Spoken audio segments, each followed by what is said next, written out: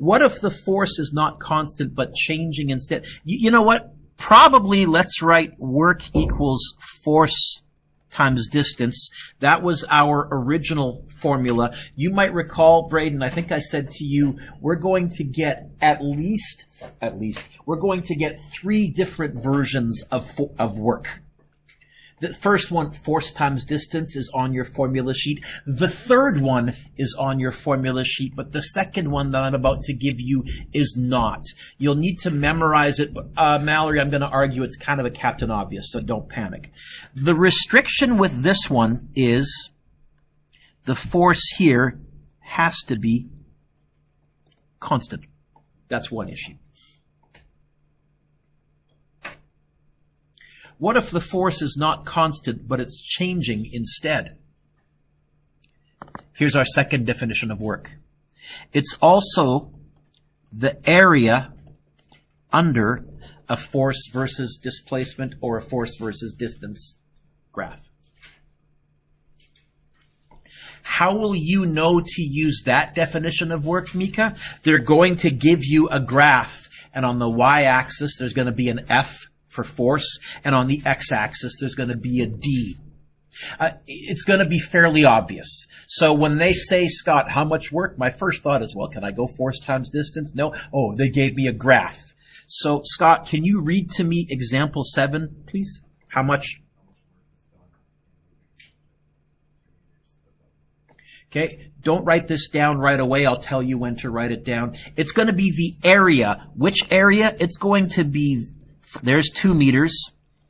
There's 5 meters. Put those dotted lines in. You can do that. But then don't do this next part. It's going to be that area there. There's a bit of a problem. That area there, don't write this down, is that shape-ish. What do we call that shape? What has 2 parallel sides and 2 sides that aren't parallel? It starts with the letter T. And there's an R. And there's an A. And then a P. Then an E. What? Loud and proud. It's a trapezoid. Trapezoid is 2 parallel sides and 2 non-parallel sides. Does anybody know the formula for the area of a trapezoid? Mika, maybe. They might teach it in Europe. I don't know. Does anybody know? Do you? We don't bother teaching it because it's redundant. There is a formula. It's A plus B in brackets divided by 2 times H. It's kind of cool. But here's why. Look up. Aiden, look up. Every trapezoid can be broken into a triangle and a rectangle. And I know those ones you've seen in Math 8. So, now you can pick up your pencils. What we're going to do is we're going to kind of do a little dotted line like that. And we're going to call this top one area 1. We're going to call this bottom one area 2. Unless you want to find it all in one step because you know the area of a trapezoid, go ahead. It's what I would do. But at the same time, I also might just say, why would I memorize something extra that I don't need, right? So area 1, I'll call that area 1. What shape is area 1, Fahim? Starts with the letter T. Don't say trapezoid. What? Do you know the area of a triangle? It's something times something divided by something. Now, if you don't, you may want to add this on your green sheet, maybe right near the work section on your green sheet. You technically should know, but your education has been kind of interrupted the last couple of years, some worldwide things. So I'm not going to be as disdainful as I might have been a few years ago if you didn't know the formula for the area of a triangle. But I ask you, do you know the area of a triangle? Okay, anybody? Something times something divided by something? Yeah. That's Pythagoras, not quite. That's different. That's for finding lengths.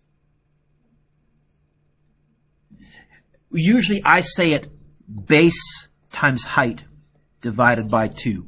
So you might want to add to your formula sheet A and then maybe draw a little triangle as a subscript equals base times height divided by 2. Or you could write out the word triangle, but hopefully you've clued in I tend to abbreviate. Now you have to be a little bit careful here. Oh, by the way, look up.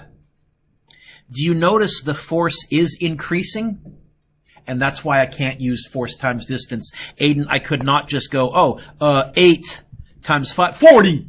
No, that won't work. So don't do that. And again, you'll recognize it because you'll see a graph in front of you. Aiden, what is the base? How long is the base of this triangle if it starts at 2 and ends at 5? In your head, please. 3? I was a little worried because you went like this. I saw that. And this morning, someone did say 4. And so I was going to go, what? I don't know. 5, take away 2, 3.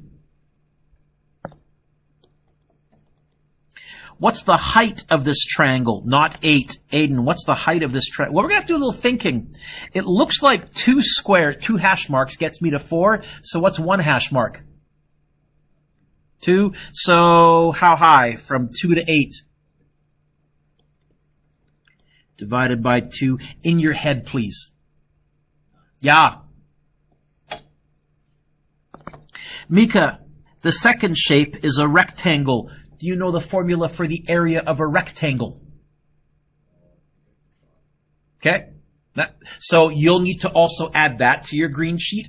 I will expect you to handle either a triangle or a rectangle or a trapezoid, which is a triangle and a rectangle. Those are the 3 I'm expecting you to handle this year. Okay?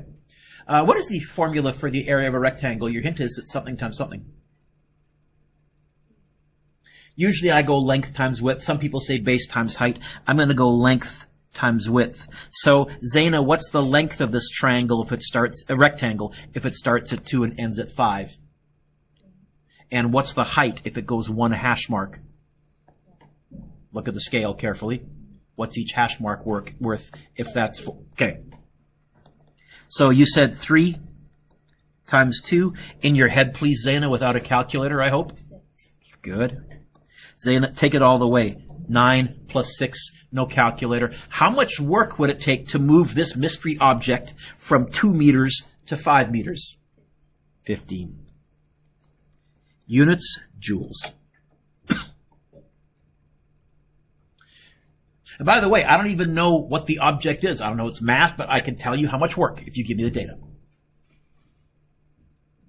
So we now have 2 definitions of work. The first one is the most convenient. It's the easiest. Work equals force times distance. But it's very, very limited. In fact, Paige knows the most useful definition of work, the change is by far the most cumbersome, but it's the one that's the most flexible. This requires a constant force. Work is also the area under a force versus distance graph. You can write F versus D, or if you want to, Scott, you could even just say F, D, draw a little line like that and say color, color, color. That's the work. Whether you're visual or English, I don't care, but it's that. That second one I deliberately did not put on your green sheet. I'm going to expect you to clue in, but it's going to be pretty obvious. They're going to give you a graph. And on the y-axis is going to be F. And on the x-axis is going to be D. Turn the page.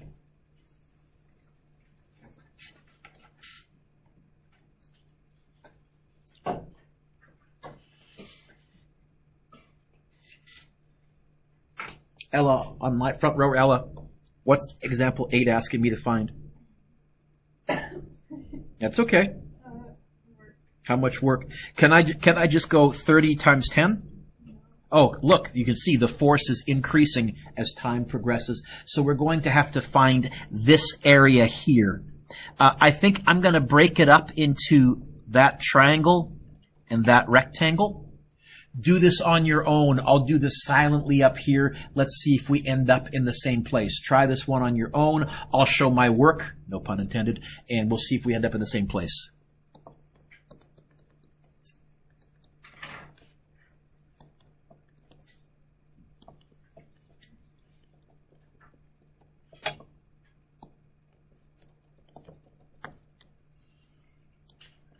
Make sure you're not counting squares. Make sure you're looking at the scale on the X and Y axis so that you know how long or how short things are.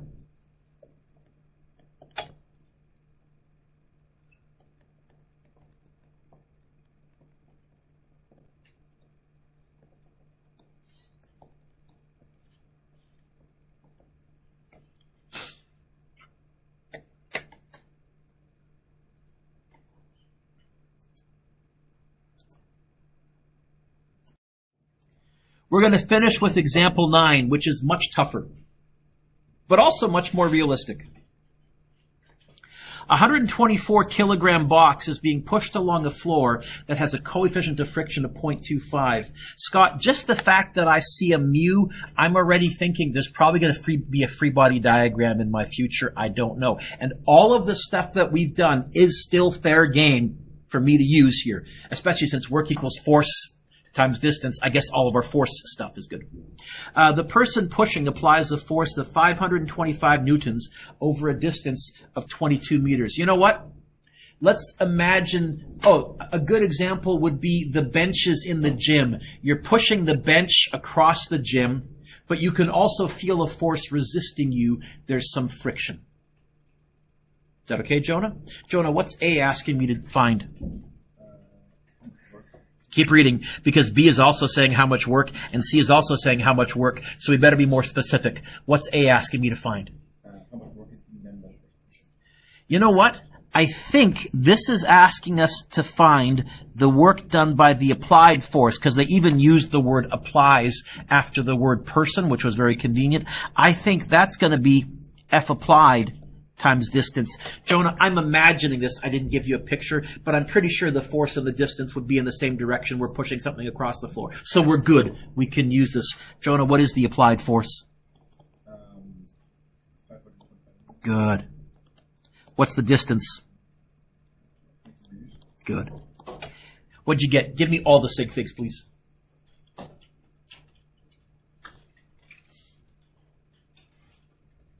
It's going to be a little more than 10,000, probably in the 11,000s, I'm guessing.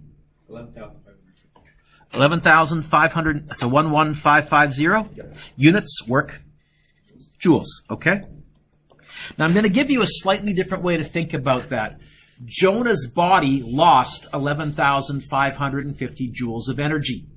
You transferred that energy into making this move, but not all of the energy went into causing the box to speed up. Now, I know the box must be speeding up because there is an unbalanced force acting on it, so it must be accelerating, but not all of that 11,550 joules of work energy went into making the box speed up. Some of it went into heating up the floor. It was lost to friction. Emilio, what's B wanting me to find? How much work is done in overcoming? I'm going to argue the work done in overcoming friction is going to be the force of friction times distance. Do we know the force of friction? No. This is a job for a free body diagram. I'm going to do my free body diagram over here on the right. What are the forces acting on it? Okay, I'll probably stop saying get the obvious one. I'm hoping I've really ingrained that one into you by now. Let's go systematically. So we have gravity. What else? What did we generally do next?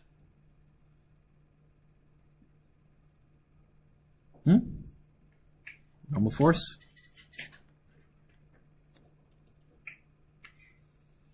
And then I guess we have an applied force of 525 newtons. And then I guess friction would be this way. I'm pretty sure friction is smaller. I don't know, but I'll find out in just a bit. Okay. I've got my setup. Now I can kind of go back to the work done by friction. Well, Amelia, what can I replace friction with? Friction is what times what? Mu times the normal force times D. I don't know the normal force. Oh, but look. I know the force the same size as the normal force. Which one?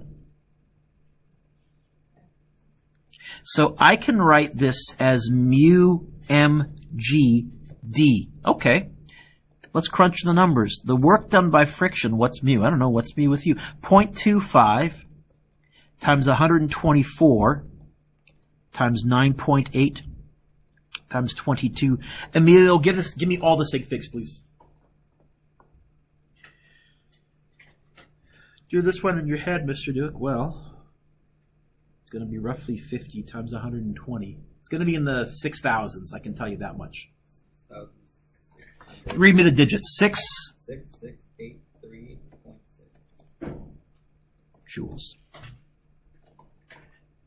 For a candy, who can spot the very subtle problem here, the very subtle mistake that we've made? And your hint is, remember the piggyback demonstration.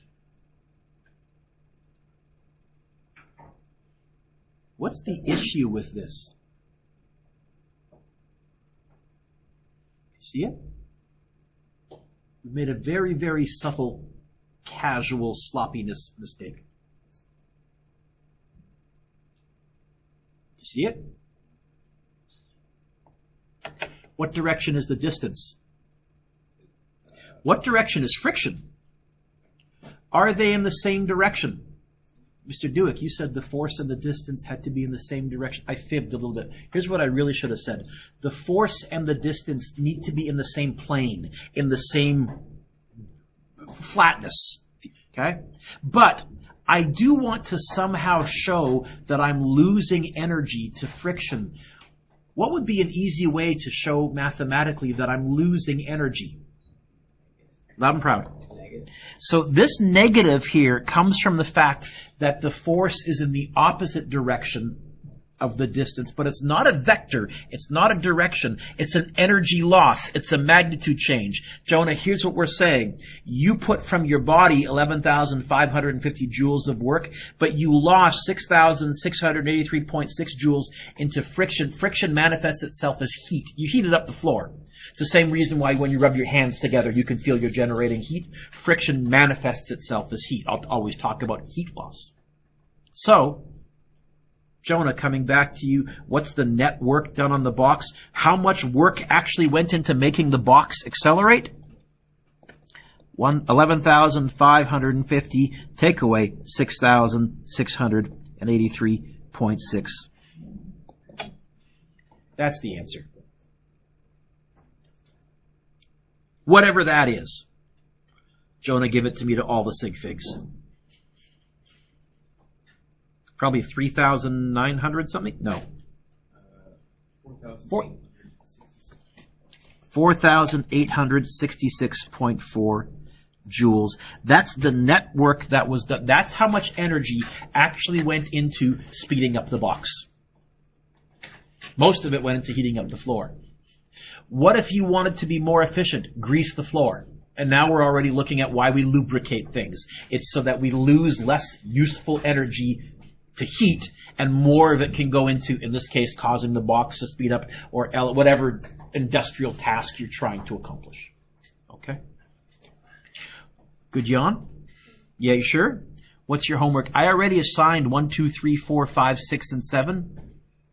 You can also add number 8. You can add number 9. Number 9 is tricky. It's very similar to the one that we just did with friction and a free body diagram. And then number 10, here is an example of one with a graph. Okay? When is this due? Not tomorrow. Your job now for the remainder of class is to study for your momentum test. This will be due Monday.